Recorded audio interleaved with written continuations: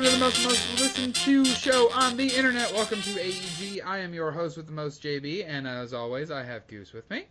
Hey, everybody. And I have Marlon. Hey, guys, what's up? Yes, no Dalton again this week. He is still on the road. Probably won't have him back here for a while. I want to have him back this week, maybe next week for E3 afterwards. Yeah, Post that would be E3 ideal. Show would be great to have him back if we can. But Yeah. if we can't, unfortunately, that is his job. He is a road worker, so he's a road warrior. I guess He's a road you would warrior. say. There you He's go. a road warrior. But all right. So scheduled tonight's show, episode 26, I believe. I believe this is the 26th episode. I think. Wow. That's crazy that we've had 26 of these already. Half a year. Yeah. Woo-hoo. Yeah, I know. Yeah. Half a year. Almost half a year. Yeah. Yeah. No. 26 more to go, and we complete a full 52 weeks, folks. Woo! Congratulations. Woo! But yes, episode 26, we're going to be talking about, we're going to do a very short bring of the table, because Goose wanted to kind of voice some opinions on Detroit. I have also played it, as you've seen on the channel. I played 2 sessions worth on the channel. I have continued on from there. I'm going to go back and actually have a full playthrough of the game on our YouTube channel, but I haven't gotten to there yet. I wanted to kind of get through the game. I want to kind of finish things up because I wanted to talk about it for you guys on here. So that will be coming. So we'll be doing a bring it to the table, and then we're going to talk pre-E3. It is upon us. The leaks are more prevalent than ever. I think this is the leakiest E3 I think I've ever heard of. Let me put it this way. This E3, it has more leaks than my fucking sewer. Just leave it like that. There you go. That is, and I can quote that because I've seen the pictures. Fucking Marlon, man. Dude, you know what's funny? After you said that, I'm like, oh, man, Marlon, that sucks. You know what happened? My freaking pipe separated from my other pipe underneath my house. Really? God. Luckily, it was underneath my house. So God, man, you have no idea. Where the sewer line, or where the water line connects from my sink and my bathroom sink, they run into each other, and then it runs into my main line underneath my thing. The pipe for my kitchen and my bathroom literally separated. So anything that went down those sinks was literally just leaking into the insulation under my house. Oh, that's a problem. Yeah, so I got that fixed this week. So. Wow. Yay. That was probably welcome to the home improvement cast. Yeah, I know. It's just, I'll tell you this, man. It's. I love fucking home improvement. It's one of my favorite shows, man. The thing is this, though. It's like it's because of the fucking problem with the sewers and the plumbing and all that shit, and just the mess. I wasn't able to play a lot. So, but you know, as we get into the podcast, Platinum God of War, though. Yeah, so I'll take that with a very enjoyable platinum. I'll tell you that. It's a very good game. I actually like I had uninstalled it when I finished it because I'm like, I think I'm gonna put a pin in this for a while. But I actually went back after playing like Detroit. I'm like, man, Sony just knows exclusives. Like they just have a handle on that shit. And I'm like, I know these 2 games are nothing alike, but I think I literally put the disc back in and reinstalled God of War because I'm probably I want to try to go through the alternate realms. Like I did a little bit of I think it was Nephilim. Niflheim, yeah. You really owe it to yourself to do those. Niflheim and Muspelheim are really fun. Yeah, like I unlocked them both in my initial playthrough of the game, but I want to go through and try to tidy up some side missions and actually go through those areas because it's whole parts of the game that I essentially am robbing myself of. It's really cool the way that Sony Santa Monica was able to basically take those challenges that were up in the title screen of the other games where you have to dig through the title screen in order to get them. They somehow have incorporated it into the main game. So maybe I'll do a stream of that, of me trying to get through those areas. I think that would be really fun. Yeah, that'd be cool to watch too. Do this for me. Do the streams for the Niflheim and Muspelheim, and do the stream for dealing with the Valkyries. I want to see how you deal with fucking Gundyr. I've only fought one Valkyrie. Oh wow, yeah, you've got a lot of stuff left to do, Jeff. I really do, man. I pretty much burned through the main story of that game. Like I need to play more of it. The thing is this though. Go ahead, Marlon. I was gonna ask you something about God of War. It's just been bugging the hell out of me. No, yeah, go for it. I mean, we've all finished it now. Yeah. So let me ask you this: at the end of fucking God of War. Okay, wait, hold on. Spoilers. If you have not finished God of War yet, spoilers for the next 2 minutes. I'm not gonna say anything about spoiler. I was just gonna ask him what was his impression, what was his reaction to seeing the ending. That's all I wanted to see. Well, so what are you referring? Are you referring to the ending of the story proper, or are you referring to the ending of when you go back home? When you go to Jotunheim. That's all.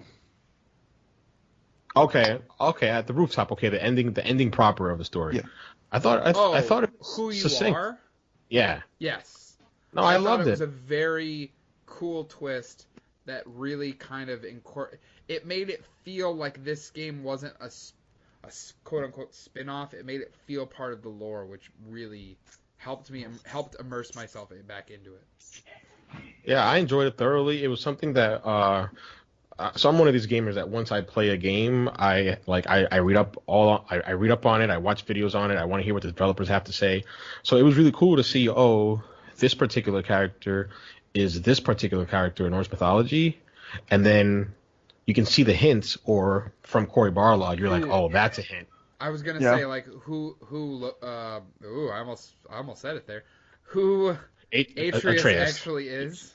Yeah, it's literally throughout the entire game, it's all in front of your face.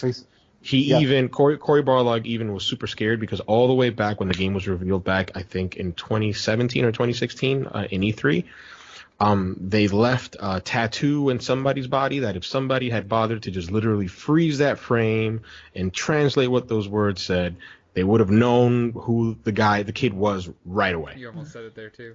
Yeah.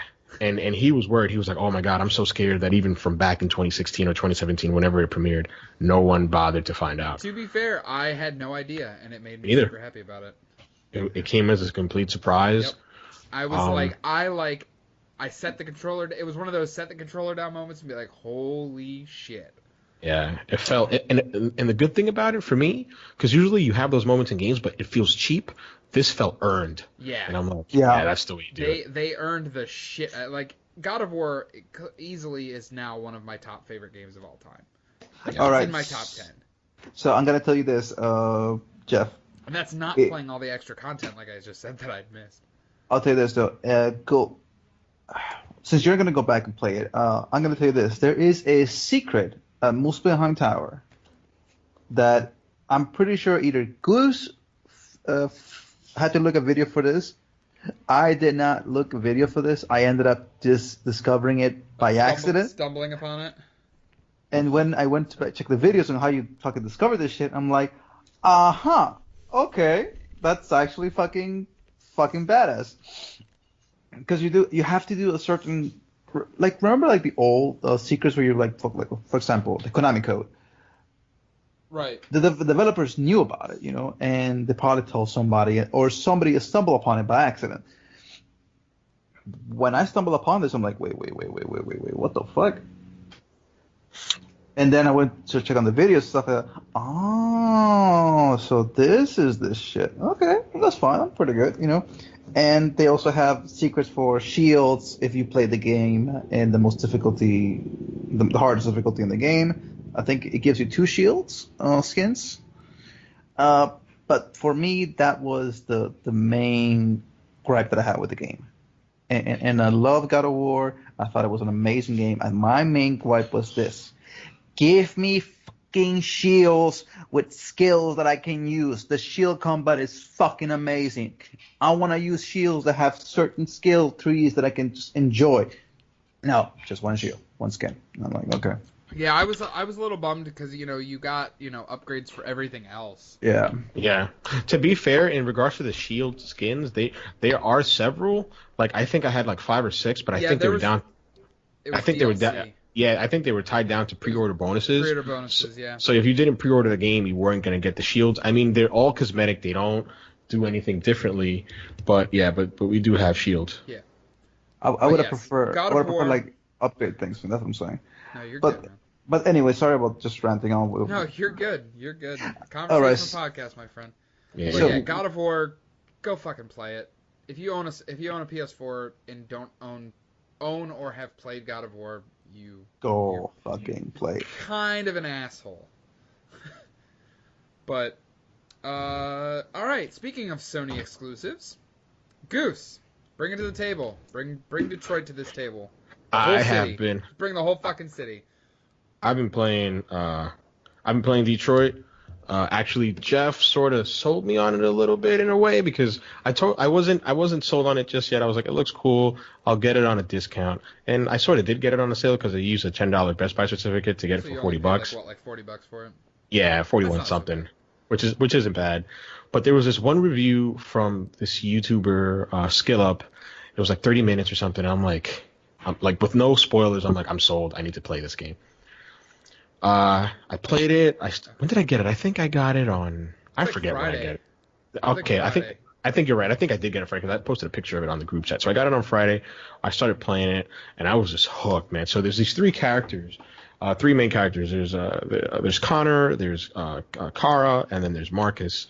And just to lay the foundation real quick, it's basically a game set in a future Detroit, in actually sort of near future, really. In 2038, where the American economy is basically dependent on these androids for better or for worse, and really for worse. Yeah. And within the game, there's this sort of uprising in which the androids become sentient and break through. They become deviants, which is essentially a sentient form of the androids. Yeah, that's a great thing you brought up because that's the word they use in the game world. All the time. All the time, yeah. When an android becomes a deviant, that means that he or she is no longer subservient to their owner or master, as they say at times. And there's this sort of uprising where you can choose to be a pacifist or you can choose to be a little bit more violent.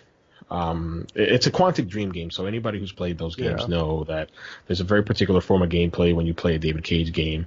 When you go in, you're going to know that there is going to be some sloppy writing. I can safely say that this is Quantic Dream's best game in terms of writing, in terms of gameplay, in terms of how it looks. I think it's one of the most visually appealing games, period, on any console. It looks very beautiful. Pretty. Yeah, it's very beautiful. Some of the effects are amazing. I still had a problem with certain camera angles, and when you control a character, especially like when going down the stairs or up the stairs, or when you're turning the corner on a corridor. It's a little janky a little bit. Yeah, I was gonna say jerky. Like it doesn't feel natural. Yeah, it doesn't feel natural, especially as you're moving the character, the player character, and you switch the camera because the camera sort of guides where you're going in a way. So if you switch the camera as you're turning, you may accidentally turn back to where you were coming from. Right. So things like that, David Cage and his team still haven't figured out yet. But it doesn't really detract from the story. I'm just nitpicking, or from the gameplay. My biggest issue with the game concerns the narrative and the sloppy themes and the execution. So they have a lot of civil rights themes. They have a lot of references to certain Afro-American not characters, I shouldn't say, that's a wrong thing to say, certain African-American individuals throughout American history, such as Rosa Parks, such as Harriet Tubman, and some of them are like super ham-fisted. So, and you guys are more than welcome to cut me off and ask questions. Nope. There's this one. I would say I've played enough of it that I can kind of understand where you're coming from. Yeah, there's this one point in the game which made me cringe. The character Marcus, he gets on a bus, and literally at the back of the bus there's a compartment where the androids go. They're not allowed to sit at the front of the bus. And I remember I experienced it. Let me ask: is this when he's coming home from the paint shop? Yeah, that's exactly it. Okay. And I'm like, really? Like, you could have just screamed Rosa Parks. Like, you couldn't have made it more obvious. And I don't have a problem with the use of these themes and references. That's not the issue here. I just felt that it was done clumsily and sloppy. A little too in your face, like too tongue in cheek, if that's possible. I just felt it was ham-fisted and not respectful of the events at all. There's and then one of the things that I don't want to say that I got up in arms about, because I actually I'm going to bring this real quick to the table, as it were. One of my friends on PSN, Juan, and from back in my college years, was he loved the game. Like, he completely loved the game, and we sort of got in a little bit of an argument because I was like, the game's cool, but this is what's wrong about the story. And he got super defensive, like to the point where he called me like an Xbox fanboy. And like, I mean, I don't want to get into it. Like, some people just get too close to their games or to their systems. And I'm like, dude, like, if you give me a moment, I'm going to break down why I don't like the narrative. And if after that you think I'm a fanboy, then fine. But you can't just call me a fanboy because I think the story sucks and you loved it. Like, you put all this time into it, you platinumed it. Like, you're the first guy who platinumed it on my list. Like, cool, I respect that you like it. But there are obvious problems with the story. So one of my biggest problems personally was, I'm like, this is a game that uses civil rights themes and makes references to certain characters, certain African American individuals like Rosa Parks. There's another character in the game, and I don't want to spoil this for you. So if I'm going ahead, just tell me to stop. There's a character called Rose in the game. I have not gotten there yet. All right, so I'll try to be careful in what I say. So basically, there's a character called Rose who has a very Harriet Tubman-like arc, where her job is to sneak androids into freedom. I'll just say that. She sneaks them into freedom, right? Because I'm like, there's can't think of the character's name. It's like Zlatka, who Slatko, who's supposed to be that character, but I won't. Again, I don't want to get like too deep into spoiler territory. So I'm like, all right, I guess that's cool, but it feels weird. My biggest issue were the use of like the African American like character movie tropes. I'm like, I thought it was so disrespectful that you literally have you made it to Jericho yet? Yes. You made it to Jericho. Yeah, because it's I'm like, I've already done the mission where you go and get the supplies for them. Okay. So did you encounter? I'm trying to dance around spoilers as much as possible. No, totally. I mean, we gave our listeners a spoiler warning. Did you encounter the African American android who heals Marcus? No. Oh, yes. Within Jericho. Yes. Okay, so when I first encountered, that's her name, Lucy. Thank you. It is Lucy. I actually wrote about it on Reset, and I said her name escaped me because I didn't remember. So there's Lucy, there's Rose, and then there's Marcus, and those three characters, I'm like, Rose is totally the mammy African American movie trope. Yeah. Lucy is definitely the fucking magical Negro, right? Like, has superpowers, can heal, can give advice. And then you have Marcus, who's like the strong, bald, black guy leader. And I'm like, how tone deaf do you have to be to make a game where you use civil rights themes, but then you subvert it by having these African American movie character tropes that people have railed against for years?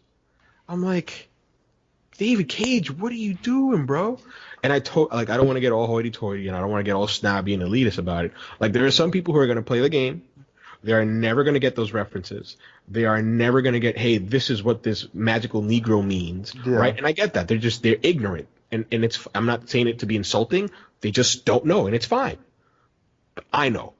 Right. And I didn't like that at all. The thing is this, is anybody who has studied civil rights movements and studied the whole, what constitutes as being oppressed and what constitutes as, being looked down upon by, society, we'll look at this game and think, oh, okay, so it has these things from, the 1960s, 1970s, and in every generation there's always, in the 60s was, the African community, in the 80s and 90s it was all this like, gay, transsexual, freaking HIV.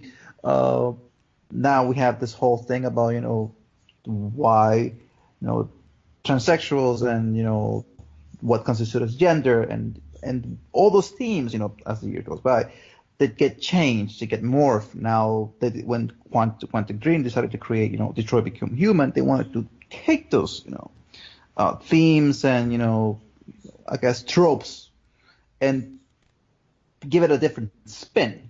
So people will say, oh, it's not too much in your face, but it kind of disrespects the legacy that it has. Exactly. You've nailed it. That's exactly how I felt. I'm like, yeah. I don't think David Cage set out to do it. Like, I'm not one of these people like, oh, you did that, so you should lose your job, David Cage. Don't ever make video games again. I'm not one of those people. That's not how I think. But I'm just like, hey, you could have been a little more tasteful. You could have really delved into it and really made something out of it. For Jeff's sake, I won't ruin something towards the end, but they are hardcore references to Nazi Germany. Yeah. And you'll see it, Jeff. Really? And it's so poorly done, at least to me, because it's so gratuitous. And I'm like, this is just gaudy. This is just not good.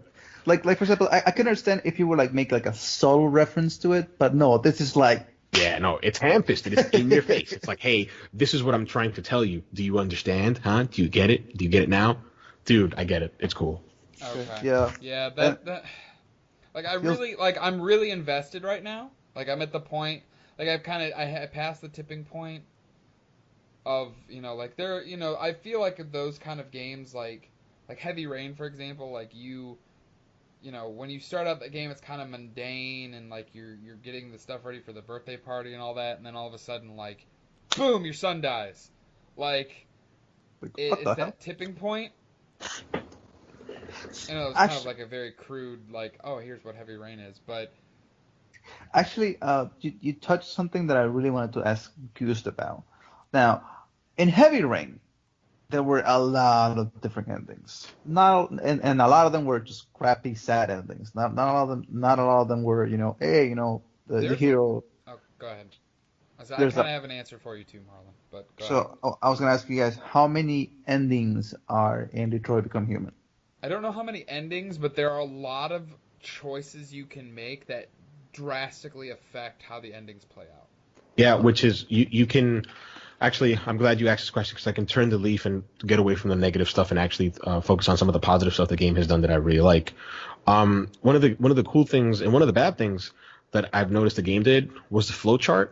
So for my first playthrough, so get this. So at the beginning I was paying attention to that, but then I realized that subconsciously it was affecting what I was doing, right? So because you could see the world stats and you can see the percentage of stats that your friends have done as well. So I'm like, no, I'm not gonna watch it. As soon as it ends, I'm just gonna gloss over it and press X to go to the next chapter. And then when I replay it, I'll go back and see what can I do different in order to get the trophies and stuff like that.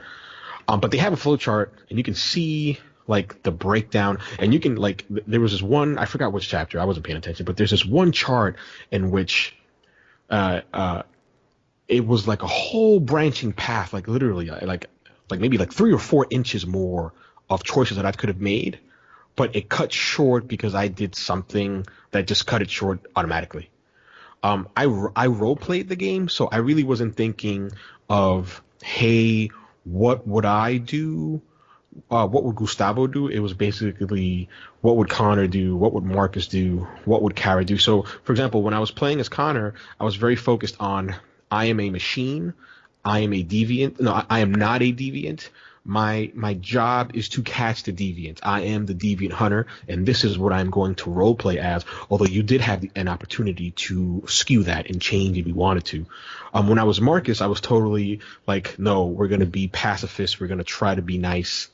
We're going to try to get our way, Martin Luther King style, right? Dr. King style. When I was playing as Kara, I was totally role-playing it of she's the mother. Like, if I role-played it as myself, there are moments when you interface with this young girl, I forget her, Alice. When you interface with this young girl called Alice, where I'm like, if it's real Gustavo, he's going to give tough love. He's going to give straight-up answers. But I'm like, well, Kara wouldn't do that. Yeah. Kara would be nurturing and compassionate. I was gonna say, like, having a daughter myself, like, some of those choices that I've had to make so far have been really like, oh shit, like, do I really want to expose her to that stuff? Do I want to put her in that harm's way? Like, I feel like the immersion portion of the game works wonderfully if you don't use the flowchart. Yeah, because if you just ignore the flowchart, you can very much kind of deepen yourself into the story and how you would play it or how you would role play it, like as Goose is doing or something along those lines. Yeah, the coolest thing about it is that like each story is like it's your unique story. Like I was talking with my friend Juan online over it, and like his relationship between Connor and Hank, which is his partner in the police department. Yeah, it's like the buddy cop. See, exactly. It's completely different for me. Like Juan had the buddy cop thing, and they were best of friends, and like in my story, we couldn't fucking get along for anything. Like he hated my guts. Hank, right? in my story so far, Hank and Connor are very like standoffish against each other. Like I'm just now kind of like slowly getting a little bit more comfortable. Like Hank's getting a little bit more comfortable around me. Yeah, and the thing is this though, it's like when I see flowcharts, for example, I play a lot of fucking like anime visual novels, and when I play those games, go for it. I don't give a rat's ass. Game? No, it's just visual novels. So you give options, you get different, and I put myself in the character and I go, okay, what would we do? And I go, he wouldn't do that, he wouldn't do that, he wouldn't do that. But for me to be able to get all the endings, I need to go through those fucking options. And for me, it doesn't feel gratuitous. It just feels like, yeah, I don't. And some of the options just makes you go, I wish I would have redone that. But, you know, it is what it is sometimes. So I get that it's the flowchart is there for like, okay, so you did this, you did that. So if you really want to just get everything done 100%, you have to follow it. But for me, it's like it loses how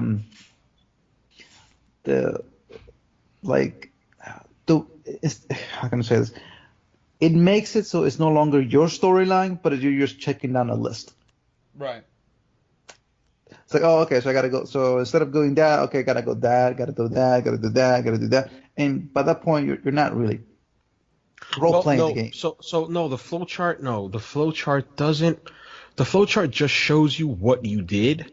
It doesn't show you what could have been. Oh, yeah. It references it. I mean, you can infer because you can be like, well, this happened, not that, right? But it doesn't directly tell you, hey, because you didn't do this, this happened. It doesn't. So that's a good thing. It never shows you that. Okay. So it doesn't sway you in that way. Gotcha. Perfect. All right. So that was my main concern. Okay. So if that doesn't do it, I'm okay. I was gonna say, I will kind of wrap this up because I want to get into the E3 stuff. But like honestly, Marlon, like it's worth playing. Like so far, what I've played of it. I'm gonna try to be. I'm gonna be kind of blunt, I guess. It's not a $60 game. Thank you. I disagree.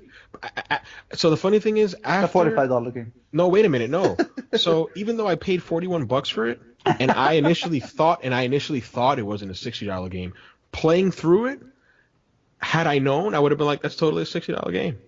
If I would have known what I experienced, I would have totally gladly handed over $60 to play that game.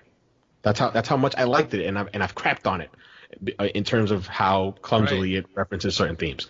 But besides that, I think it's a really enjoyable game. I mean, let me say it. Like, it is worth playing. I am wholeheartedly agree with you, Goose. It is worth playing. I just don't like. I'm kind of happy I didn't spend $60 on it. Okay. All right. I guess it's just with me with Dark Souls right now. I just like, and the thing is, I love narrative-driven games, but I guess there needs to be more to it now for me to want to justify spending that amount of money on it. Fair enough. All right, fair enough. So that's just my take on it. Oh, real quick before we wrap up. Yeah. One of the coolest things they've done, for anybody who's played Quantum Break over on Xbox One, the user interface reminds me so much of Quantum Break. You know, now that I think about it, it really does, doesn't it? In terms of the visual style, and then a big kudos to Quantic Dream for the Chloe android at the title screen. it's the craziest thing was, so I played it on Friday, and then I logged off, and then I played it on Saturday, and like she fucking greeted me, and she looked right at me, like the eye physics or whatever. That's she. I mean, she literally, I don't care what anybody says, she looked right at me, and she was like, "Morning, welcome to Detroit Become Human. What a great way to kick off your weekend." And I'm like, the fucking game knows that it's a Saturday. Yeah. That's crazy to me. Like, I mean, it could totally read off, your internal clock or whatever, and it could know that, right? But just the fact that they thought of doing that and to break the fourth wall and speak to the player, I'm like, that's a cool touch. I appreciate it. Did you do the survey?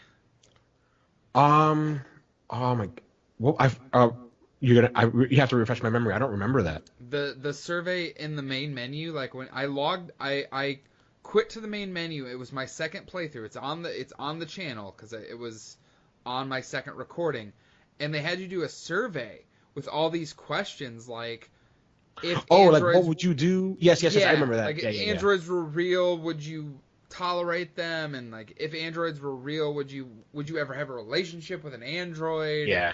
And, like, as a conservative, I was totally right of center, and like I could totally tell that everybody who played this game on the world stage is totally a lefty, because I was like totally right of center on almost everything. Right. I remember that. Yeah. Yeah, it was pretty cool. And like one was like, would you let an android take care of your kids? I said no. I said I don't know. Like I don't know how I feel about that. Like I wouldn't let no. I mean, I don't have a child, so you could definitely speak to this more than me. But I'm like, no robot is touching my kid. I'm sorry. I'll tell you this though. I mean, it's who here saw the movie Android iRobot? I love that movie. Is that with? That's the Will Smith one. Will Smith one. I think I've seen. Oh, I'm glad you mentioned that, because when the characters take off their skin in Detroit, they look very somewhat like the iRobot. Yes, it does. There is an influence. Thank you for bringing that up. I did not think of that. That's the thing that when I first saw the game, that's the first thing that came to my mind. This game is gonna have a lot of freaking themes that iRobot already covered, and it's just gonna be. So we'll see how it works. That was my first reaction when seeing the first trailer for this. And with Android movies, you always have that, like, what constitute as a human? Does consciousness constitute as being human? Right. Does emotions. So that the whole theme has been, it's been covered like in anime, movies, books, and we don't know what the human race is going to do when we get to that point. We don't know. We could be. I know you want to wrap up, Jeff, but he just like opened a can of worms, because when I was playing that, just although I was role playing it, like my stance personally was like, they're property. Yeah. They are not. They are not humans. We made them, right? This is not African American slaves we're talking about. We made this. That's it. They're not people. And if anybody who watched Alien Covenant, will realize it's the same thing. It's like people are gonna see this as property. Some people are gonna get emotionally attached to this to the androids, and they're gonna think them and not as androids, but as just other human beings stuck in a robot body. And depending on how you look at it, there are gonna be some really crappy shit as we get into this shit. I'll be the first one to tell you, I don't feel comfortable leaving a machine with my child. Not because I don't trust the machine. It's because how do I know you don't trust his child? How do I know it's not going to cause something that it will either create something with my child or kill it? Like how do I know that something's not going to happen in that interaction that's going to cause the machine to go haywire? I don't know. And with people, there's. I mean, let's look at it this way. I can take down a 150-pound person. I don't think I can take down a fucking 255 android. I'll tell you that. Right. That's fucking shit. So it's from what you guys been talking about the game, it sounds really amazing. And when it comes to like just the way that they try to make it. If it's a much better version of Heavy Rain, if it's a much better version than freaking, what's the other game? Beyond Two Souls. Thank you, that one. I never. That's the one I haven't played. I want to play it, but I'll just wait until like it's on a rebate, $30, $45.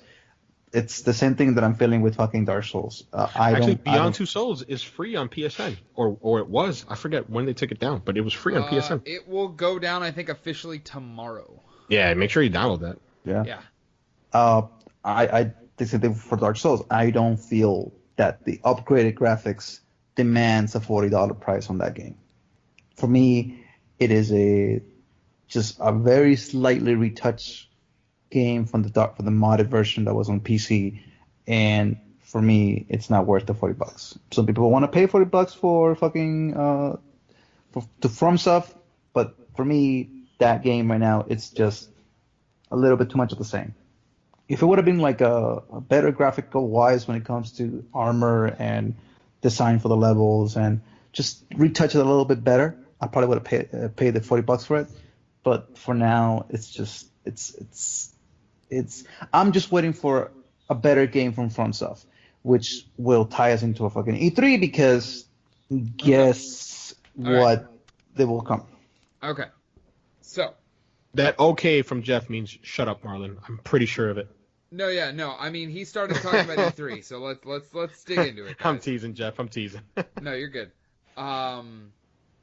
Okay, so E3 2018 is upon us.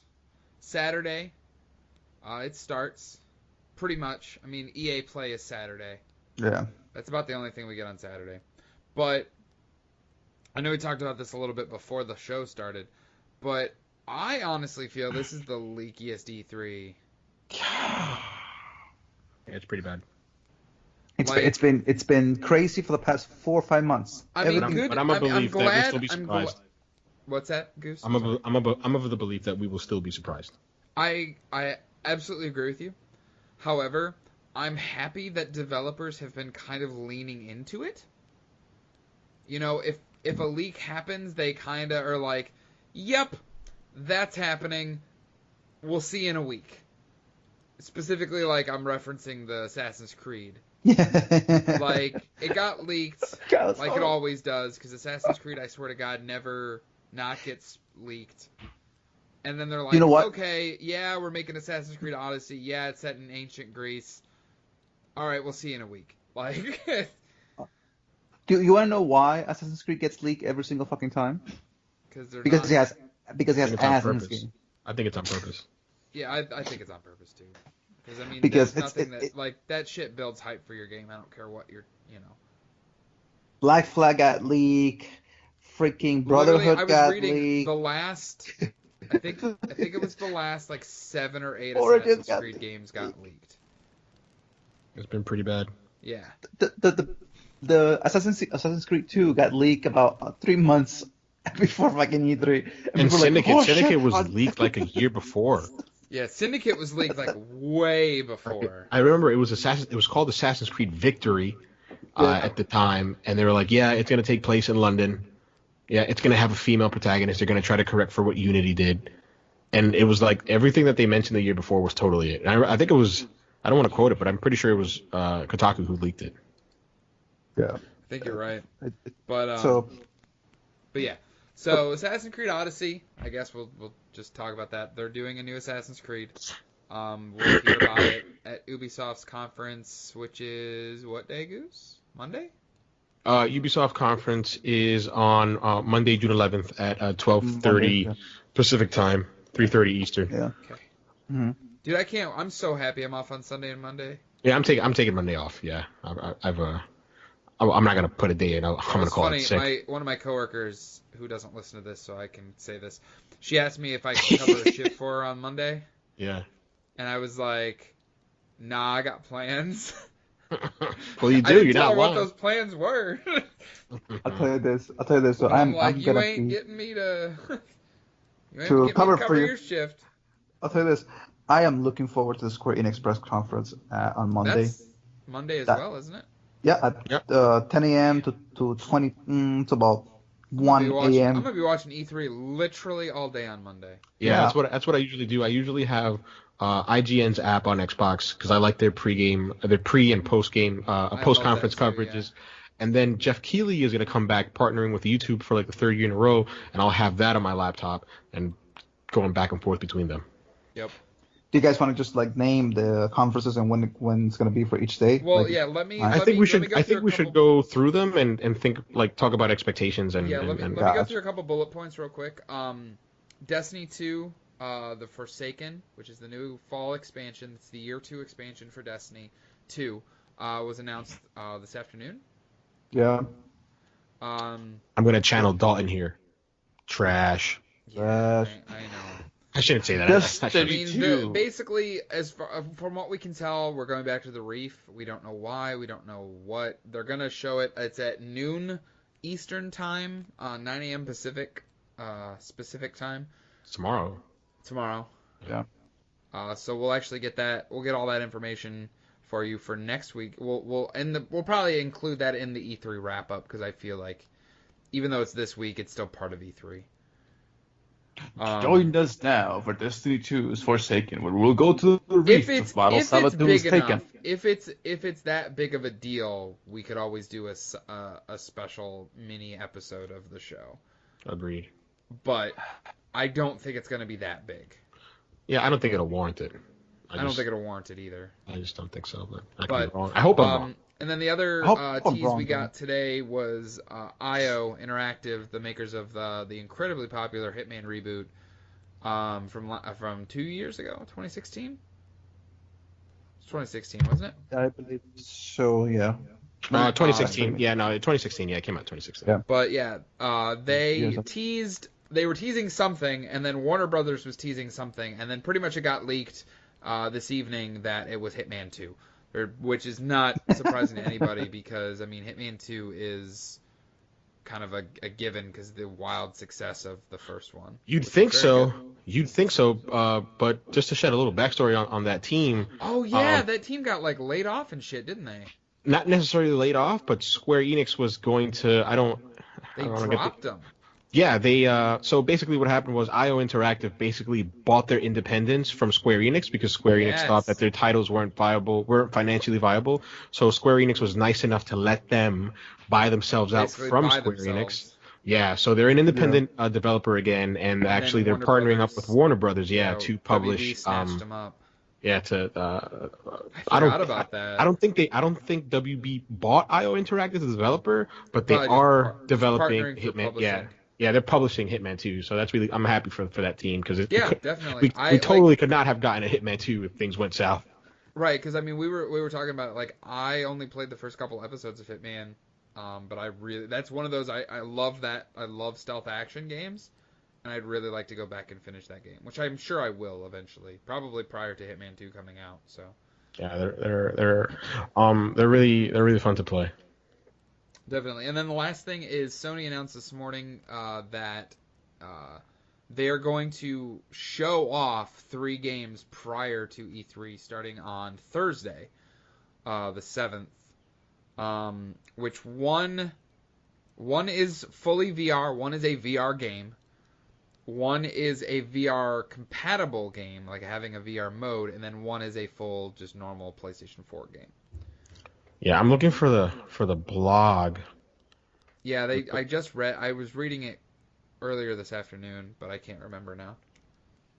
Yeah, because I sort of predicted here before the show started that I think Dreams is going to get a release date. I think Dreams is going to be one of those games. I could totally be wrong, but I think it's time. We've known about that game for long enough. Yeah.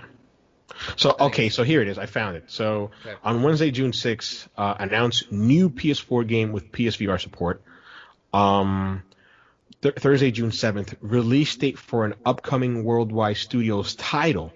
And that's where I think Dreams slide in. Although it could probably be Days Gone, but just because they had like this totally full bore Days Gone media junket recently, I think it's going to be for Dreams. And then on Friday, June 9th, they're going to announce a new PS4 game. And then on the 9th, they're going to announce a new PSVR game. And then on the 10th, an eagerly anticipated game comes to PSVR. An eagerly anticipated game. I don't know what that is. Wait, we'll see. Say those again one more time for me. Okay, so June 6th, announcement of a new PS4 game with PSVR support. Okay. Spider-Man. June 7th, release dates for an upcoming worldwide studios title. Okay. June 8th will be the announcement of a new PS4 game. Okay. June 9th, the announcement of a new PSVR game. Okay. And then June 10th, details on an eagerly anticipated game that will come to PSVR. Final Fantasy VII. So if you read the wording, the fact that it says eagerly anticipated, that means that it's out there. We know what it is. Yeah. They're just gonna add VR support to it. So I just don't know what that is. I don't know. Well, we will find out, and we'll have shit to talk about at least. Yeah. Next week. It could be Final Fantasy 15 for all we know. Super busy. Yeah, no shit. But all right. So with that said, that was the kind of the news that's come out in the last day or so. Yeah. Goose, start running down the E3, and then we'll kind of after each one we'll kind of give a couple. I want to keep it short and sweet. A couple bullet points of big things we might see. Yeah. So actually, I'll kick it off. Saturday, June 9th, 10:30 a.m. Pacific time. It's gonna be EA. What are you guys expecting from EA? I mean, you could totally mention the sports. The sports that's gonna be their staple. They're gonna start out. I think it's gonna be we're gonna get I hope, I guess, let me rephrase it. I hope we get a really deep dive on Anthem. Yeah, that's what it is. Give me a release window. Give me some details. What am I going to be doing? How is it going to play? What kind of game is it? Is it a games as service? Is it not? Is it just a co-op game like they showed in the E3, the E3 last year? We really don't know much more than the title. They showed off some key art and a snippet trailer. So I think I sent this to the group chat a couple days ago, but BioWare BioWare reveals new Anthem and key art and teases E3 announcements. So they mentioned that we're going to see the box art cover for the game. And the BioWare general manager Casey Hudson, who's famous for the Mass Effect games, and some executive producer, will be at the conference and demo the event. So we're going to see gameplay as well. Yeah. Good. So that's been confirmed, according to BioWare's official site. I am super excited for Anthem. I know a lot of people aren't, and they think it's just going to die a horrible death. But I'm super pumped for that game. I'm excited for it. I mean, it's a team that made the Mass Effect games, and not only that, you can't tell me that that's not going to be good. Come on. I mean, that's what we said about Bungie. But it's not going to be good. No, I have faith in the game. I think that BioWare will look at the mistakes that Bungie has made and the mistakes that Ubisoft has made with the Division, and they're going to try to make sure that they don't repeat that, and hopefully they don't. Exactly. I think it's this though. We're going to be seeing Battlefield 5 Battle Royale mode on that EA press conference. I just feel like they're going to hold it for that. I don't think they've mentioned one. I think it was just rumored, and for that big reveal, they didn't even touch on it. They're going to have a new mode, but they didn't really make it seem like it was going to be Battle Royale. Yeah, it's like a last man standing, giant conquest style mode. Yeah, there it is. Conquest. I honestly think we're going to get. I agree with you, Marlon. I think we're going to get some honest to God Battlefield 5 gameplay. Yeah. Especially with that game coming out in 5 months. Probably they're gonna, I don't know, 5, 10, 15 minutes on it. I don't see them doing a presentation on stage. EA Play has been more just here's the games we're putting out within the next year. Yeah. And some gameplay for them. Yeah. They don't do that whole it's not like a press conference like we're gonna see traditionally from Bethesda and Ubisoft and Microsoft and Sony and Nintendo. Well, Nintendo not really, but the rest of them. Yeah, they'll focus on the sports. We'll see the new FIFA. We'll see the new Madden. We'll see. Yeah. Actually, I'm gonna go on a tangent. I want to see them try to make a new baseball game and see. I don't have the license for it yet. They don't have the license. Yeah, they don't have the license for MLB. I think Sony owns it only. You're right. I love MVP baseball. I'd love for EA to have that same team work on it again. But yeah, that'd be a cool pie in the sky prediction. Yeah, I'd be for that. All right. So, do we think we're gonna get any surprises?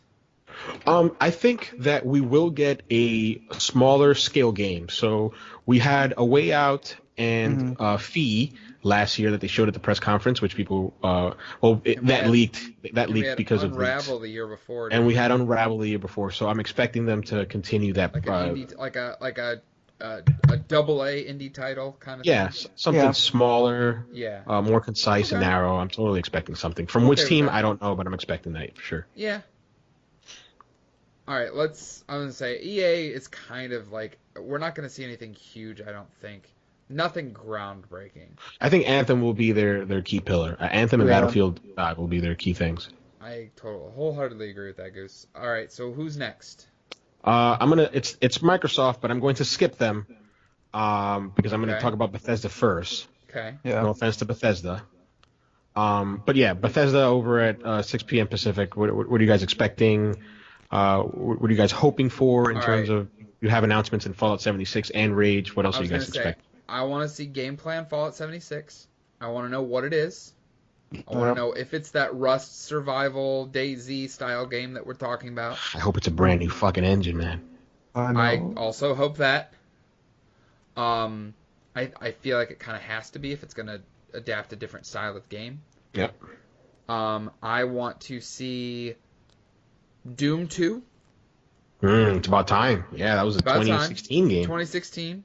Yeah. Spring early 2016. That's right. Right. That's right. I want to see Doom 2. I want to see a spin-off for Wolfenstein 2 like they did for the Old Blood. They did Wolfenstein and then the Old Blood and then Wolfenstein 2. Yep. And I'd like to see possibly a new Dishonored game. Man, I'd love to see another Dishonored game, but I mean those games just tanked financially, like in terms of sales.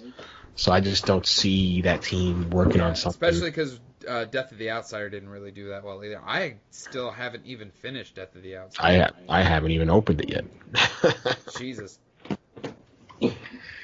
But damn, what am I?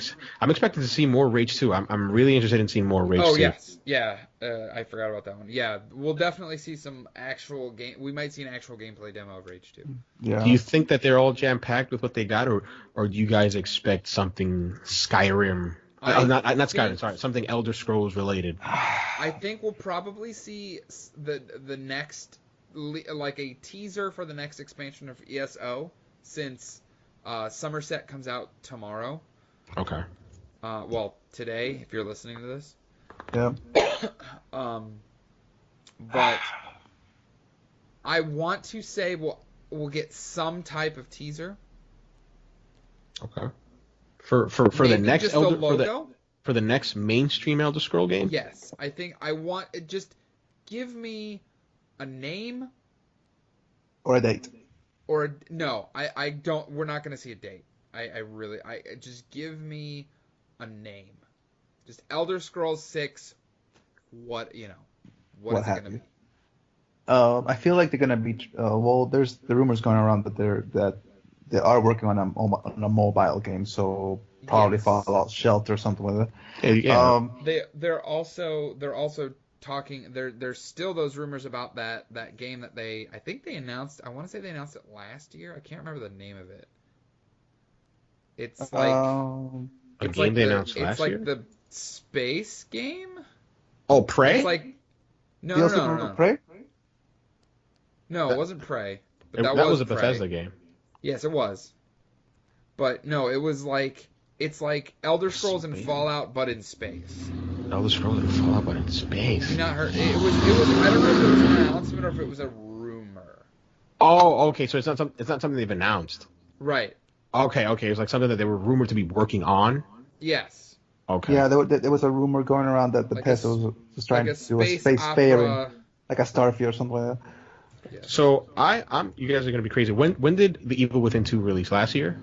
Yeah, it was last year. All right, that's too early then, because they own Tango, which is Tango Gameworks, and I'm like, man, maybe Shinji Mikami's working on something. But see, the thing is, he did not creatively direct The Evil Within 2. So I'm thinking maybe since The Evil Within 1 came out back in 2015, he has to have been working on something. So I'm predicting that Tango Gameworks comes out with the next Shinji Mikami game, because the Evil Within 1 he worked on, the Evil Within 2 he had nothing to do with that. So it could do that. It's called because... Starfield. Starfield. Fallout-like space RPG called Starfield. Oh, I see it. Yeah, Bethesda. Oh, wow. I heard nothing of this. That's crazy. I saw it from Game Night. This was 2 months ago. They were. Could Bethesda announce Starfield at E3? This was from June 9th of last year. Wow. For E3 last year. So we'll see. I would welcome a new IP. If they don't end with Elder Scrolls, like teasing Elder Scrolls, they will end with teasing Starfield. Yeah. They'll be like, oh, and we have one new, because you know how like last year they had the amusement park theme. Yeah, that was really like cool. all the different, sections of the park, and there was like one that was like, oh, this is under construction. Like I think like if they continue that theme, they'll be like, and now our newest pillar, Starfield. Yeah. I think it's time that Bethesda adds like a third pillar to their Fallout and Elder Scrolls IPs, because I mean, just to get super nerdy here, like they sued Facebook for like patent infringement on VR technology, and they got over $500 million. Bethesda received, so I'm like, they could probably use that money to invest in creating more games with different IP. So I could totally buy into, hey, during E3 to close out the show, we'll introduce something new. Yeah, like Starfield. Yeah, that's cool. Okay, so Microsoft, yeah, it's actually before Bethesda. Again, what are you guys expecting? What do you guys want out of that conference? What does Microsoft need to do to show gamers that, hey, we're gonna be supporting you guys? I'm not trying to blow out your ears here, but give me Halo 6, god damn it! I'm telling you, Jeff, they're gonna show it and they're gonna release it at the end of the year. Dude, I want to be wrong. I want to owe you a steak dinner. I just don't think it's gonna happen. I mean, they've been working on the game for 3 years now. I mean, Halo 5 was the end of 2015. Yeah. I mean, Microsoft could pull an Apple on us. They could say, and here's Halo 6 arriving tomorrow. You never know. I would. They could if pull it some did, bullshit like that. Literally, my face would melt off. I'm expecting because like they need something to beat PS4. They need something to beat Sony right now, and they're not going to beat PS4. Like, let's just get that on the table. They're not going to surpass PS4 in mindshare, and whatever it is that they build upon, whatever it is that they have, it's clearly for the next generation. But they still need to do that, right? They don't want to start from behind when the next generation rolls around. I was reading an article, I was listening to a different podcast.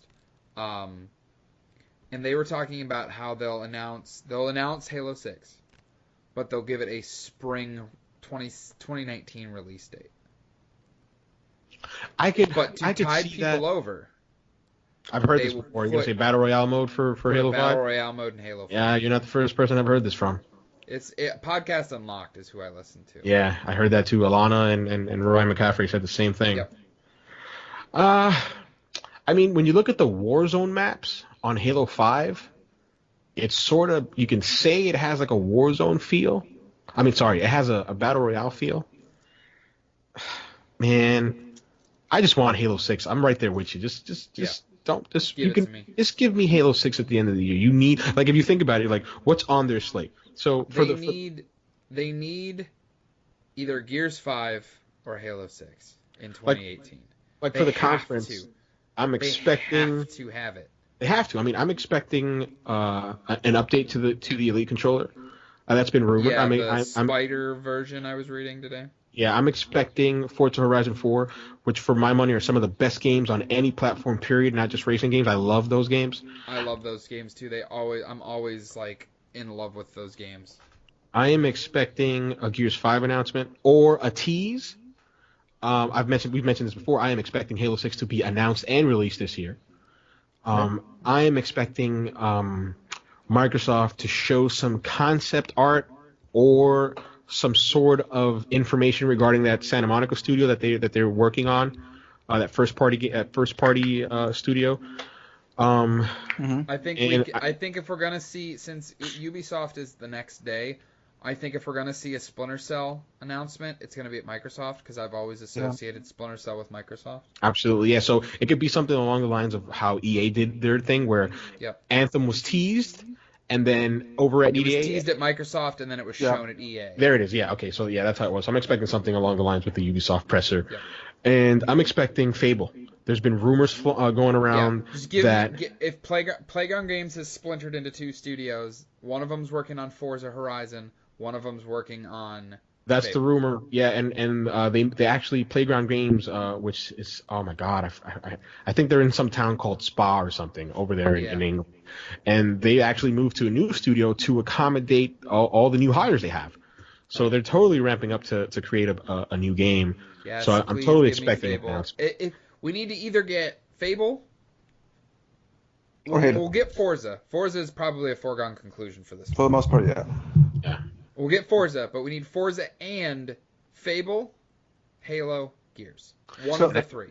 And I think that they'll have a Megaton announcement. Crackdown 3 as well. I'm getting to that right now. I'm thinking we're gonna have a Megaton announcement, and I know I'm gonna be wrong here, but my prediction, because think about it, Crackdown 3 was supposed to launch with Xbox One X on November 17th of last year. It didn't. It's been pushed. We haven't heard about it. It's ghost.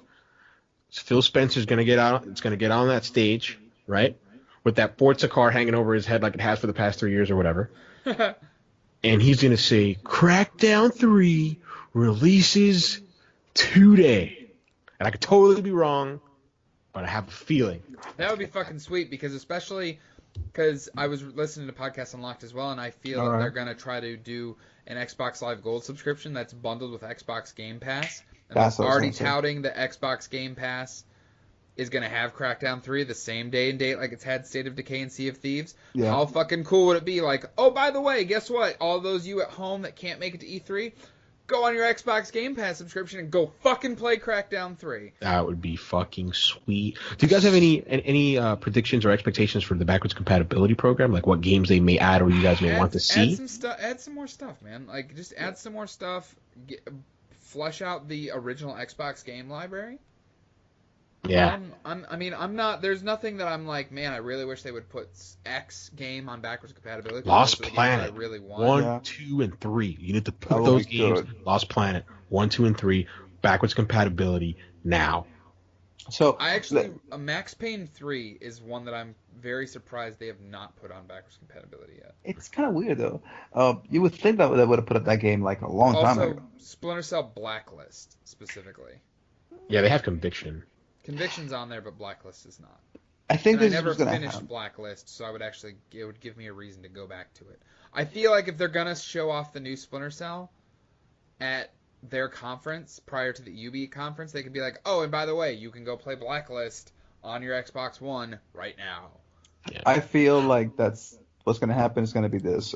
EA press conference is going to go, and they're going to tease. You got me all giddy for the Crackdown 3 announcement, man. so look at this. I feel like it's going to be like this. It's going to tease a little bit of Battlefield on the E3 conference, and they're going to put some more of that on the Microsoft conference.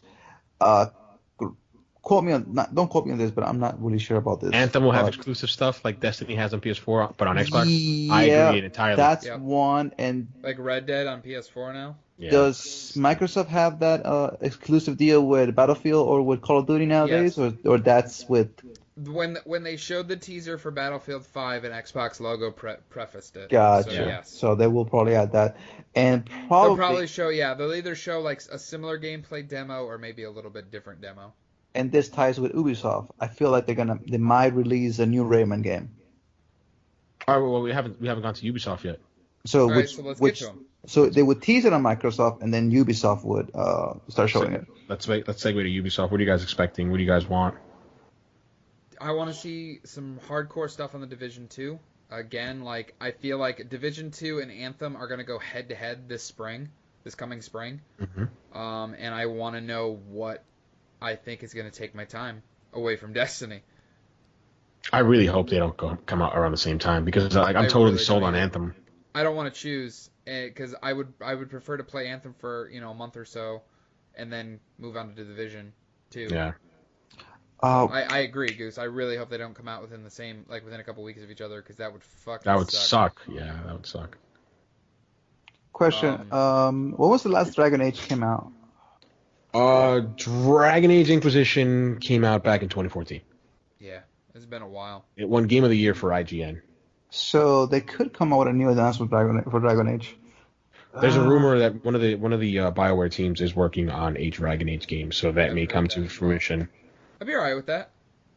I want Splinter Cell. I loved Origins. 2 was alright, and Inquisition I never actually finished. I never touched Inquisition at all. But I think Ubisoft actually out of all the publishers, not including the platform holders, I think Ubisoft press conference has always been like one of my favorites. Because, in the past, they've had Aisha Tyler as a host, who's always been awesome. It's been more lighthearted. Yeah, it's been super lighthearted. I mean, last year, they closed off with that game Steep. The fact that they would have been so bold to, hey, we're not going to close out on this super... it is a AAA game, but it's not like what we think of when we think AAA. They're going to close off on Steep. I'm like, wow, it's not something that I'm interested in, but kudos to them for being different, right? So, we'll see. So you thinking a new Rayman game, Marlon? Hopefully, either that or they're going to be showing more Beyond Good and Evil 2. So they'll definitely show more Beyond Good and Evil 2. Wait, did they say that wasn't going to be on the show? I could have sworn that I heard. Well, because they showed that gameplay teaser about a month ago. I could have sworn that I read that wasn't going to be at E3. I could be wrong. I could totally be wrong. It's going to be a private E3 demo. Okay. Oh, nice. That's a good call. It may not show up at the conference itself. We'll get impressions from. You might have to actually be on the conference to actually see for players. Listen. Well, you'll have to listen to some podcasts to get some actual impressions. We totally forgot. We totally forgot about Assassin's Creed Odyssey. Oh. I'm looking up. Oh yeah, Ubisoft. Assassin's Greek Odyssey God of War Edition. Okay, you can roleplay as fucking Kratos and kill all the fucking Spartans. That's what I'm saying. Dude, how cool would it be? It's Sparta. I'm not even saying how cool it would be. It's probably going to happen that they will do a God of War skin for the PlayStation version. Yeah. Of Assassin's Creed. I could totally see some sort of Kratos collaboration. Absolutely. I mean, we had it last year with Assassin's Creed Origins and Final Fantasy 15 with the Chocobos. Yes. So I could totally see something like that. That would be really cool. Actually, you got me pumped with that. I was gonna say, I would if depending on which system I end up buying it on, I would play it. I would get it to play that. That'd be cool to have a Kratos skin. I'm glad I looked this up because we've got the Crew 2, Tom Clancy's Skull and Bones. That's coming out in a month. Skull and Bones, thanks Marlon. Tom Clancy's Splinter Cell. So there's a whole bunch of things actually that you can. I'm glad I looked this up because I wasn't thinking about Ubisoft at all. So there's a whole bunch of things that they're gonna have to announce. We'll definitely see Just Dance 2019. Yeah, is Aisha Tyler back? Oh no, we don't know. I hope they bring back Aisha as a host. I would have loved to see that Rainbow Six Patriots, man. I would have loved that game, man. But my hopes is that we'll probably get some type of announcement for Rainbow Six because that is still a juggernaut for Ubisoft. My main thing is I really hope we get an official a new Splinter Cell game. I will be so happy. That's what I really want. I want to see more Assassin's Creed because I think it looks cool. I do as well. Because I again, like my buddy and I have been talking about this, I want to go back to Origins. I really want to go back and finish that game. What if they? I've got to start it, Jeff. I'll tell you this. I played through about half of it, man. I'll tell you this. They could do this. They could do this. Rayman Legends being ported into the Switch. Mario and Rabbids Kingdom Battle ported to the Switch. They could do some shit like that as well. Well, no, I'm thinking. Like Mario and Rabbids, I could see a Mario and Rabbids Kingdom Battle 2 because I really think that did. It sold really well when it first came out, and the season pass supposedly sold really well too. And Rayman, I believe Rayman Legends is already coming to the Switch, Marlon. If it isn't out already, check right now. Yeah. Rayman. It's either it was or it is.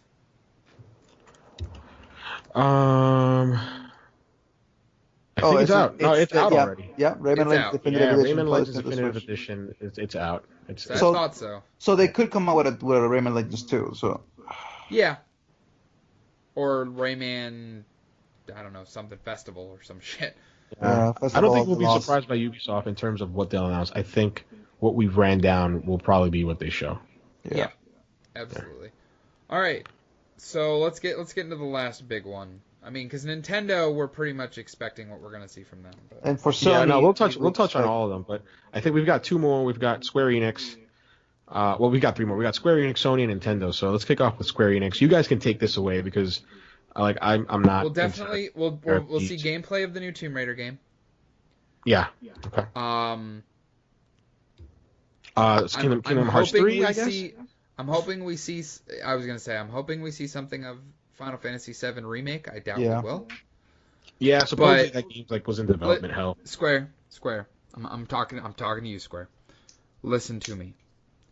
Give us a fucking release date for Kingdom Hearts 3. That's all. You could literally have a 2-minute conference. You're gonna get it, Jeff. It's gonna come out in 2032. Yep. So, Marlon, since you and I are the Kingdom Hearts fans sitting at this table right now, do you think it's this year or do you think it's 2019? I keep saying that's going to be November 22nd of this year. Right. That's what Can I bet you a steak dinner on that? Go for it. Okay. What steak places do you guys have out in Ohio? There's a really nice one out in Toledo. It's called Carrabba's. Carrabba's? Really really? You gonna? Or no, Carson's. Excuse me. Thank you. Carrabba's is an Italian place. Yeah. Okay. They might come out with a new DLC for Final Fantasy 14 around Reborn. Probably. They could come out with any new game announcements are you guys expecting? Anything new? Hitman, maybe. No, they don't own they don't own it anymore. Dude, I don't even know what Square publishes anymore other than Final Fantasy. Anything in the vein of Lost Sphere and Setsuna?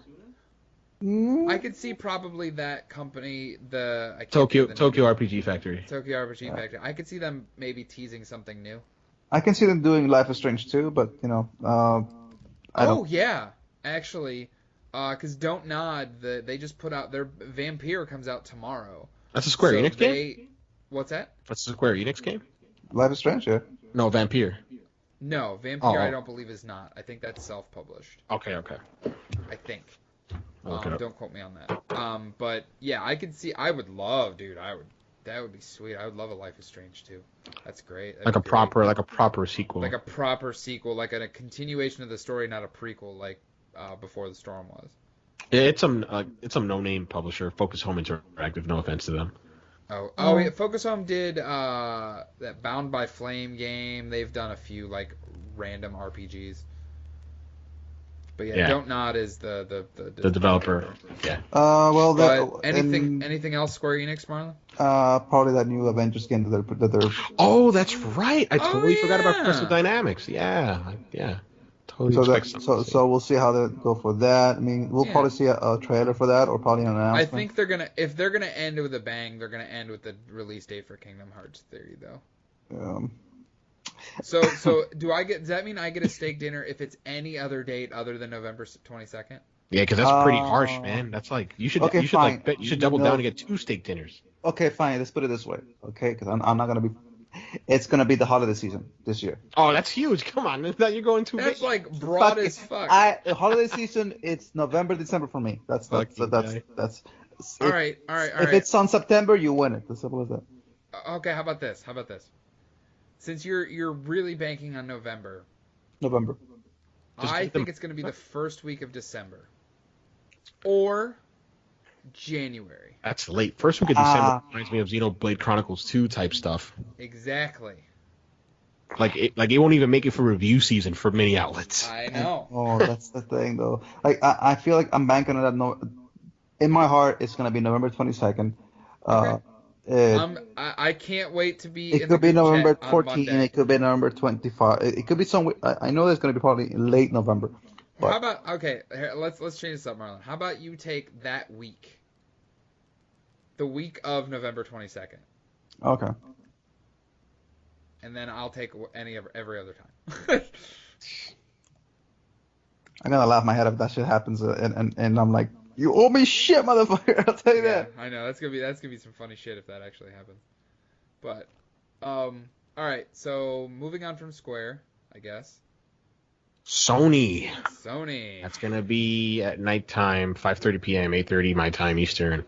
Destiny, Monday, June 11th. What are we expecting? Besides, let's just to try to make it a little quicker. Let's try to get away from The Last of Us, Ghost of Tsushima, Death Stranding. Because we know we're gonna see, they've already said, we're showing these. Yeah, so those and Spider-Man, those 4 games we know we're gonna see gameplay. We're gonna see deep dives.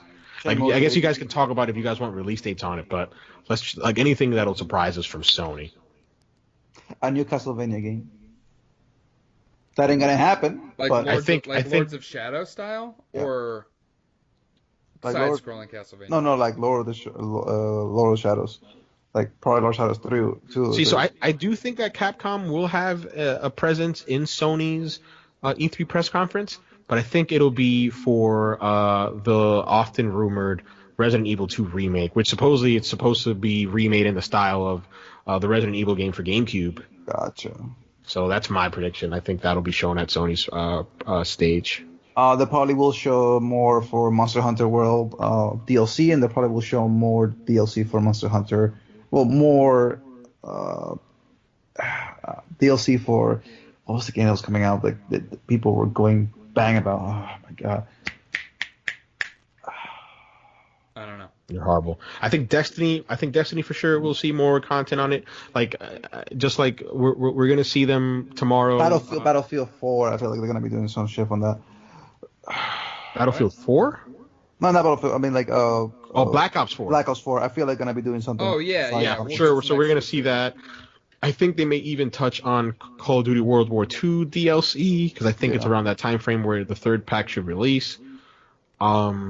In terms of surprises, do I see Sony showing off any new IP? I don't think that we will. I think that they will focus on the IPs that they have already announced will come out or will be shown. I can't think of anything brand new in terms of maybe some indie titles, although they haven't been as friendly to the indies as in years past. Yeah. I can't think of anything off the bat that I want to see, or me personally, just pie in the sky, give me PS3 backwards compatibility. That's not going to happen, right? So I know I don't even talk about that, but that's something I would want to see. But I can't think of anything that Sony may or may not be working on right now from its first party studios. They could do something with their mobile stuff. They could do something for the handhelds. They could try to say, hey, listen, we're going to be Vita 2? They could do something like that. That'd be interesting. That would be hella crazy. They could do something to be fair, with VR. Yeah, the new CEO of Sony Computer Interactive,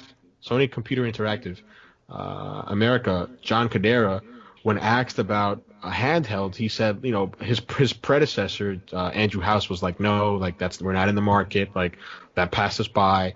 But John Cadera totally flipped that on its head and said, no, we may look into this, we're not going to just close ourselves off. It'd be something we'd look into. So I could see that. I can see. They might do a price drop for PlayStation VR just to increase the revenue on that. Or price drop for Pro? No, not for the Pro, but for the PlayStation VR headset. They could do that because since they are going to be announcing VR games on it. There was 2 or 3. Actually, I'll take that back. Yeah, a price drop for Pro has been announced for that Days of Play event. It's like a promotional period. Mm-hmm. So we'll do it. Or they might do a bundle where the PlayStation Pro with the PlayStation VR come together. They could do that. What say you, Jeff? I pretty much agree with most of the stuff you guys are saying. All of that's possibilities. I'm thinking that Sony's gonna do what they always do and just show off a bunch of games. I don't know if it's gonna be stuff. If it's just gonna all be stuff we've known about already, or extra content, like you said, for stuff that we've already played, like Monster Hunter and World War II and exclusivity content for Red Dead and Black Ops 4 and stuff like Destiny 2, stuff like that. I think it's just going to be a combination of all of those things. I mean, Sony has had a really good, knock on wood, track record of really hitting the beats and just showing stuff and showing games and showing what these games are going to be. And they don't always give release windows, but at least they get you hyped. I've always come out of Sony more excited. Now I know we talked about this earlier, Goose, but I'm not a fanboy. But generally, Sony stuff excites me more than Microsoft does. I want to be changed. I want to be excited across the board. I own all 3 systems. Yeah. I love all 3 of my systems. I'm specifically planning my fall purchases based on all 3 systems. I'm not gonna just get all of my multi-platform stuff on PS4. I'm gonna get all, I want to get a little bit on everything, so I have everything to play. Which would lead us into this. Anything that you're waiting for, looking forward to for the Nintendo press conference? Any specific games besides, the Pokemon? Let's go. Wait, he's not done yet. Let him finish, Marlon. No, you're good. You're good.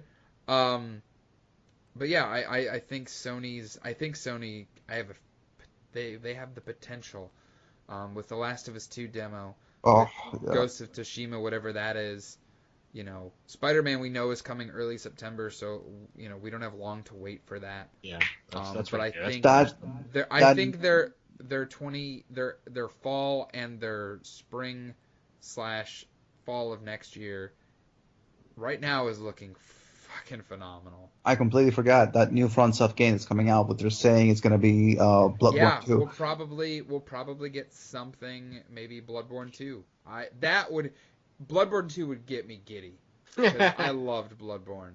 I never finished the first one, man. That's the only Dark Souls, the Souls series game that I actually have finished. Wow. Okay, so yeah, you're definitely looking forward to the sequel. I mean, it was 2015 when it came out. It's been close to 4 years, almost 4 years. It's been a while. Yeah. But yeah. So that's what I'm thinking on. In terms of the conference itself, are you guys expecting like a conference like the way Microsoft does it, or what Sony has been doing for the past couple of years? Or it's just trailers. We might get some business stuff up front. Yeah. Possibly a new bundle, maybe a new hardware model, something like that. Not like a new hardware model. Any redesigns to current consoles, maybe? Possible. We might get There's a possibility, it's for a pro redesign, maybe. Maybe a pro redesign, maybe a pro slim. Yeah. I feel like what they're gonna do is gonna be showing that new Scuff Elite controller for the PlayStation 4. Oh my god, I want that so bad, but I can't justify paying $200 for a fucking controller. I pre-ordered one.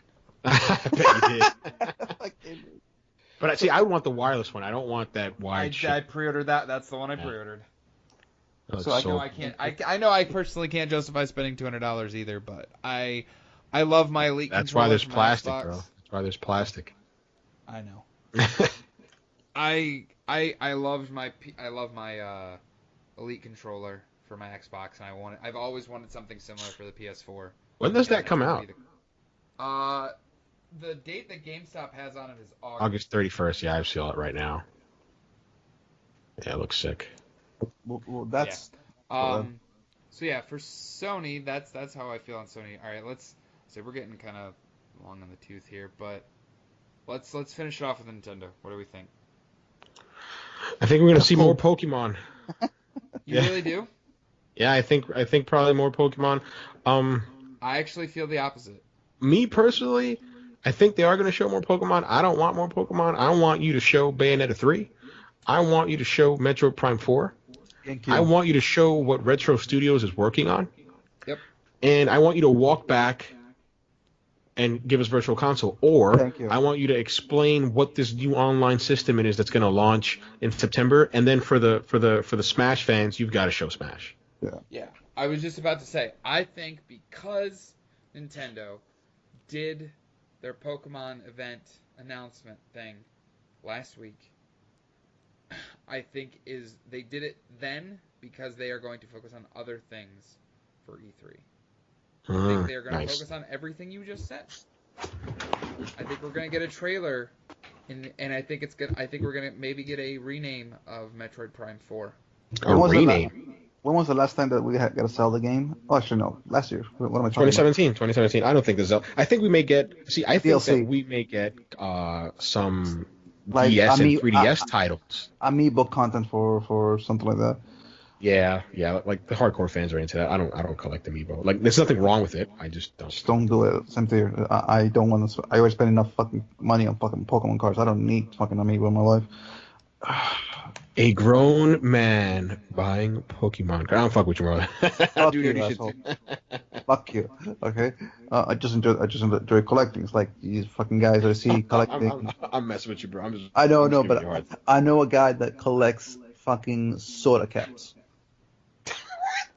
I'm like, yo, what are you, fucking Fallout? Like, yeah, and what about it? I was like, God damn it. You want to fight about it? I was like, shit, dude. Like, I was in Publix, which is a supermarket here in Florida, and I was drinking a fucking Coke. You know, I'm not supposed to be drinking Coke, but I just hadn't had one in a while, and I know the feeling, man. And I take out the cap, and it's like, hey, wait, what are you doing with that? And I go, throwing it away. Like, no, that's a fucking limited. It's like, the fuck are you talking about? Shit, it's a fucking Coke cap, man. So he was like, he got really pissy at me. I'm like, man, bro, you need some fucking life. You need fucking Jesus in your life. That's what I said to him. But yeah, dialing it back to Nintendo, I agree with you, Goose. I think I want to see everything other than Pokemon. You know, you announced it. You got the people on board that are on board. Yeah, okay, show another trailer. Show a little bit more gameplay, actual hardcore, actual gameplay. But do you yeah, think... just all right. I just show don't tell, basically. Do you think it's... I mean, I think it's early, but just throwing it out there, do you think it's too early for like a Switch redesign? It's too early, right? Yes. Too early. Way too early. It's only been a year. They could come out with some like Pokemon Switch version, like limited edition consoles. I can see them showing off that. Yeah, I'm looking forward to Super Smash Brothers Melee console. Because they never really have like a conference. They're gonna do that treehouse thing. Yeah. Just real quick. I know we're gonna wrap up soon, but one of the things that I dislike about Nintendo is that there's, oh my God, it's for me when I watched, like when I've seen the last two treehouses, it feels so artificial. Like it's so rehearsed. It feels so forced. You can tell that like when the Japanese developers are with their American counterparts, you can feel, at least for me, there's like this tension where like the American counterparts are like so worried about saying something wrong or offensive, like the leash is short for them. Yeah. Like it just feel it. Me personally, it's a good presentation and I enjoy them, but I just feel that little ugh to it. I don't know. It's just me. It's too. Rehearsed is the best word. Yeah, it feels phony. It's too fake. Phony. That's what I'm saying. It feels like it's. I'm not looking at interaction between two people that genuinely like what they're doing and that genuinely want to show what they're doing. It feels like it's too corporate. Yeah. Like they're trying their best to sell something for little kids in the most awkward, cringy kind of way, and I'm like, that don't work, man. At least not for me. I mean, for example, like people who watch the little kids that watch the Nintendo Treehouse, they're like, oh, they got Pokemon, they got fucking Zelda, they got Metroid. That's all they care about. But somebody who's looking at it objectively and looking at this as a, production value, the way that they are, interacting between each other, it just feels so off. Like, yep. It just makes you go, can you get on with it? It's you're talking a little bit too much on the tooth with all this bullshit. Just stop with the fake laugh, like, oh, you're so amazing, you're so beautiful. Like, no, just go for it. Just show the game and be done with it. All right, fellas. But yeah, let's wrap this up, guys. We've been at this for a while now, but all right. So E3, I am more excited. I was reading an article today that's saying like, oh, with all these leaks and pre-E3 announcements and all this stuff, like, are you more or less? Does it take away the fun and the excitement of E3? No, never. Actually, no, never. Because in a way, I like that I don't have to try to digest all these announcements, all just jumbled up, and stuff gets lost in the shuffle and all this stuff. Like, I like having a little bit more spread out, like it has been this year, because I get to kind of digest it better. Yeah, for me, E3 is like, I'm a fan of games, but I'm also a fan of the industry and the people who make the games, and I've always been much more interested in finding out behind the scenes how games are made and the development process. as opposed to other stuff in the games industry. But for me, E3 is my WrestleMania. Yep. And for the past 3 years, I love WrestleMania. I love wrestling. Yeah. And for the past 3 years, I've been lucky enough to literally call out the Monday of, stay home, suck it all in. When Giant Bomb does their E3 at night, just watch that. I got extremely lucky. Yeah. Being off the days that I'm off this year. Yeah, it's an event for me, and I never get tired of it. I mean, I've been watching E3 since probably 2006. No, 2005. No, that's not. No, 2004. Actually, that wasn't E3 because that was an MTV event when they showed off the Xbox 360.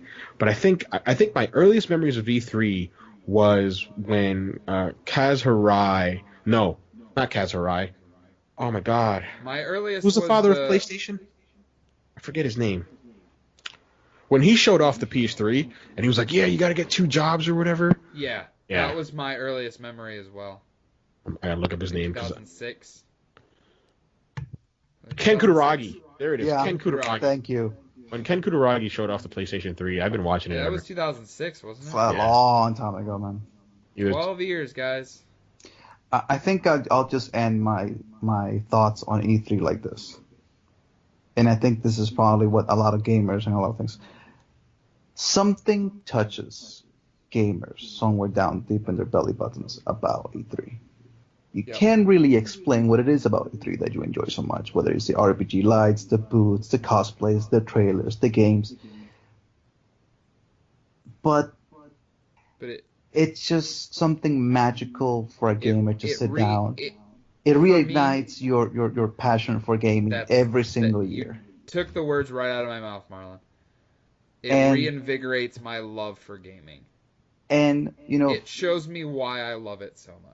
Yeah. And you could be cynical all you want about the gaming industry and the problems that it has every single year.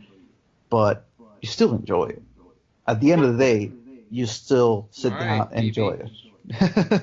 And one of the coolest things about it is that it's literally like in the middle of the year, and it basically resets the template and says, "Hey gamers, this is what you have to look forward to at the end of the year." Yeah. Right. And that's awesome. Yep. But on that note, we will be doing, like we talked about last week, we will be doing shows every night. Yeah, we can detail the nights real quick. I've committed, if Jeff's up to it, because Jeff is the one that produces the show. I'm in, man. I'm in Saturday, I already Sunday, told the Monday. I already told the girlfriend I probably won't be seeing her much next year. So. Yeah. Saturday night we'll go over EA. Sunday night it'll be late. Probably won't go up till Monday morning, but we will go over Microsoft and Bethesda. We could probably knock out Microsoft if we have time as soon as it finishes, because it finishes at 3:30. So maybe we can do it before Bethesda. I might be able to do that depending on how my daughter is. Fair enough. I'll have my daughter. Yeah. So, well, if she will leave me alone long enough to discuss it, yes. Or you could just have her watch it and have her part of the discussion. No, I'm teasing. She's gonna be watching it with me. All right.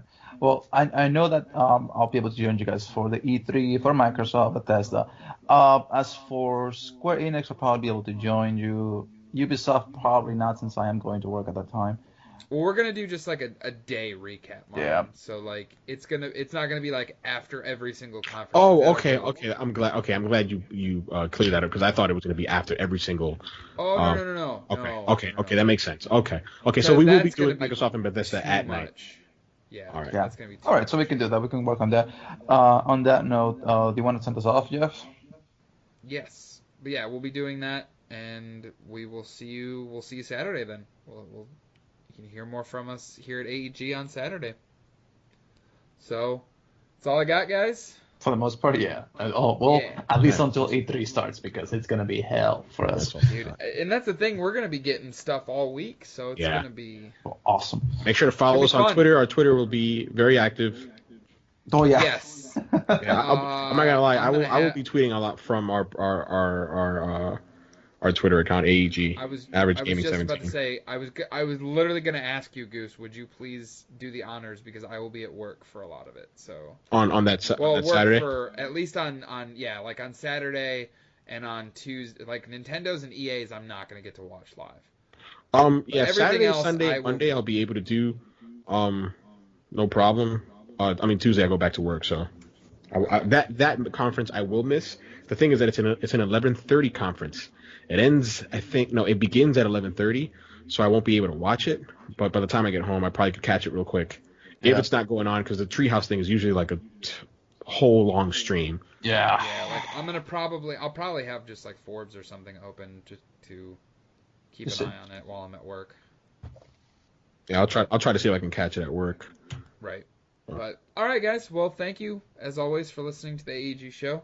We will be back on Saturday with E3 2018. Bye, everybody. Have a good night.